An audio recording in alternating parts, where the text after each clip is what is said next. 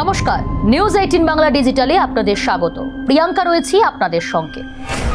মৃত্যুর পরও প্রাণ ফিরে পেতে পারেন আপনি, ফিরতে পারেন স্বাভাবিক জীবনে।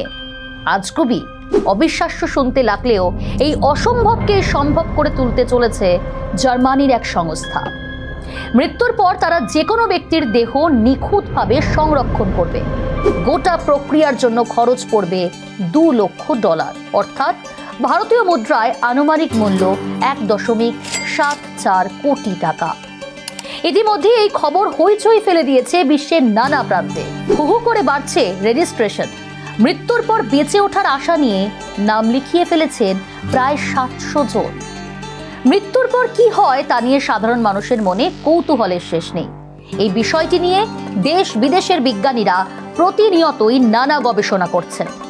মৃত্যু পরবর্তী সময় নিয়ে আধ্যাত্মিক বিশ্বাসও আছে।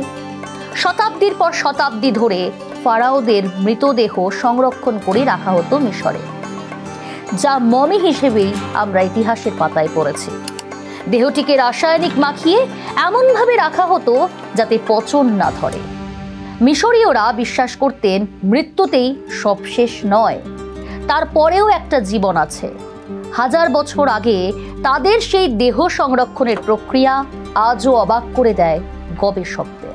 21 শতাব্দীতে এসেও মৃত্যুর পর সঠিক পদ্ধতিতে দেহ সংরক্ষণেই জোর দিয়েছে এই জার্মান সংস্থা। মৃত্যুর সঙ্গে সঙ্গে শুরু করে দেওয়া হয় এই প্রক্রিয়া। সংস্থার নাম টুমরো বায়ো, সদর দপ্তর বার্লিনে। সংস্থার অন্যতম প্রতিষ্ঠাতা এমিল কেন্ডিজিওরা ক্যান্সার গবেষক। বর্তমানে তিনি মৃতদেহ সংরক্ষণ নিয়েই কাজ করছেন। আর এই প্রক্রিয়ার নাম ক্রায়ো প্রিজার্ভেশন। দেহটিকে প্রথমে অত্যাধিক নিম্ন তাপমাত্রায় নিয়ে যাওয়া হয়, পা থেকে মাথা পর্যন্ত যাতে অক্ষত থাকে, আর তার জন্য প্রয়োজনীয় ওষুধ এবং রাসায়নিক প্রয়োগ করা হয়। অতি দ্রুত এই প্রক্রিয়া সম্পন্ন করা হয় যাতে দেহের একটি কোষেও পচন না ধরে।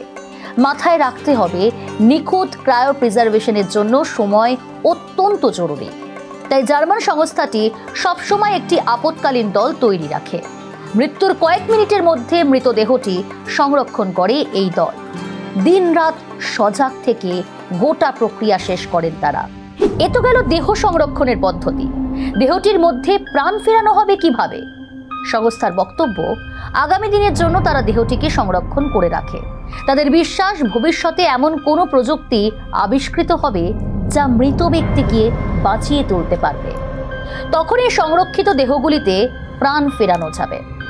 নতুন করে বেঁচে উঠতে পারবেন মৃত ব্যক্তিরা, পাবেন নতুন জীবন। রিপোর্ট বলছে জার্মান সংস্থা ক্রায়ো প্রিজার্ভেশন প্রক্রিয়া ইতিমধ্যেই 3 থেকে 4 জন মানুষ এবং 5টি পোষ্যের দেহে প্রয়োগ করেছে। আমেরিকাতেও এই পরিষেবা শুরু করা নিয়ে আগ্রহী তারা।